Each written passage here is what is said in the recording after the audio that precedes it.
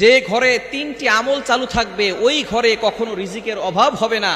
আল্লাহ পাক রব্বুল আলামিন বৃষ্টির মতো সম্পদ দান করবেন, রিজিক দিবেন, বরকত দিবেন, বৃষ্টির মতো আল্লাহ পাক রব্বুল আলামিন রহমত নাজিল করবেন।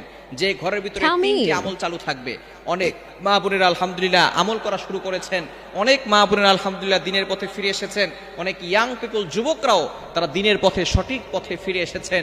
সুতরাং ঘরের ভিতরে তিনটি আমল চালু রাখবেন। নাম্বার ওয়ান, এক নাম্বার হচ্ছে ঘরে যখনই প্রবেশ করবেন তখনই সালাম দিবেন। সালাম, আসসালামু ক্বাবলাল কালাম, কথা বলার আগে ঘরের ভিতরে সালাম দিতে হবে। যেই ঘরে সালাম দিয়ে প্রবেশ করা হয় ওই ঘরে কখনো শয়তান প্রবেশ করতে পারে না। শয়তান থাকলে বের হয়ে যায়, ওই ঘরের ভিতরে রহমতের ফেরেশতারা আসে।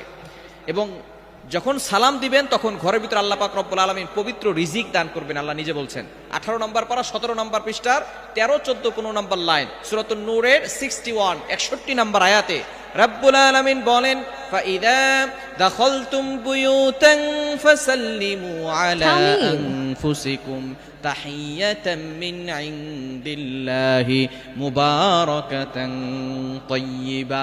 আল্লাহ পাক রব্বুল আলামিন বলেছেন, যে ব্যক্তি ঘরে প্রবেশ করার সময় সালাম দিবে, শান্তির জন্য দোয়া করবে, আল্লাহ পাক রব্বুল আলামিন মুবারাকাতান তাইয়্যিবা, বরকতময় পবিত্র রিজিক আল্লাহ তাআলা সেই ঘরের ভিতরে দিয়ে দিবেন। সুতরাং ওই ঘরে কখনো অভাব থাকবে না। এক নাম্বার আমল হচ্ছে যে কেউ ঘরে প্রবেশ করবেন, ঘরে লোক থাকুক অথবা না থাকুক, সালাম দিবেন। পারবেন তো ইনশাআল্লাহ? পারা যাবে তো ইনশাআল্লাহ? এক নাম্বার হচ্ছে সালাম দিবেন। নাম্বার টু, দ্বিতীয় নাম্বার হচ্ছে অবশ্যই ঘরে যখন আপনি যাবেন এবং ঘরের ভিতরে ঢোকার পরে নামাজ আদায় করবেন, ঘরের প্রত্যেকটা সদস্য যাতে করে নামাজ পড়ে এই বিষয়ে খেয়াল রাখবেন। আপনি শুধু নিজে নামাজ পড়তেছেন, আপনার সন্তান নামাজ পড়া হবে না, ঘরের প্রতিটি সদস্যকে নামাজ পড়তে হবে। আল্লাহ পাক রব্বুল আলামিন কোথাও কিন্তু নামাজ পড়ার কথা বলেন নাই। কোরআন কারীমের ভিতরে আল্লাহ তাআলা 82 জায়গায় নামাজের কথা বলেছেন, কিন্তু কোথাও আল্লাহ পাক রব্বুল আলামিন নামাজ পড়ার কথা বলেন না। আল্লাহ তাআলা বলেছেন ওয়া আকিমুস সালাহ ওয়া আতুজ যাকাত, এস্টাবলিশ প্রেয়ার, নামাজ কায়েম করো। নামাজ কায়েম কিভাবে হবে? আপনি নিজেও নামাজ পড়বেন, আপনার সন্তানদেরকেও নামাজ পড়তে বলবেন, তাহলে নামাজ কায়েম হবে।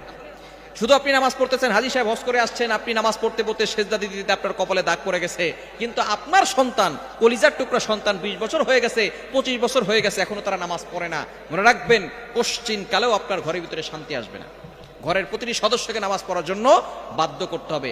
7 বছর বয়সের থেকে সন্তানকে নামাজ পড়া শিখাবেন, 10 বছর বয়সের সময় সন্তানকে নামাজের জন্য শাসন করবেন, পিটাবেন। নবী সাল্লাল্লাহু আলাইহি ওয়াসাল্লাম নিজে বলে দিয়েছেন। সুতরাং 10 বছর বয়সে সন্তানরা বালেগ হয় না। বালেগ হওয়ার আগে যদি আপনাকে নবী সাল্লাল্লাহু আলাইহি ওয়াসাল্লাম নামাজ করার জন্য সন্তানকে শাসন করতে বলেন, তাহলে 20 বছরের সময় যদি সেই সন্তান নামাজ না পড়ে, তাহলে আপনি কেন তাকে শাসন করছেন না? তাহলে ছোটবেলা থেকেই সন্তানকে নামাজ পড়া শিখাতে হবে। নামাজ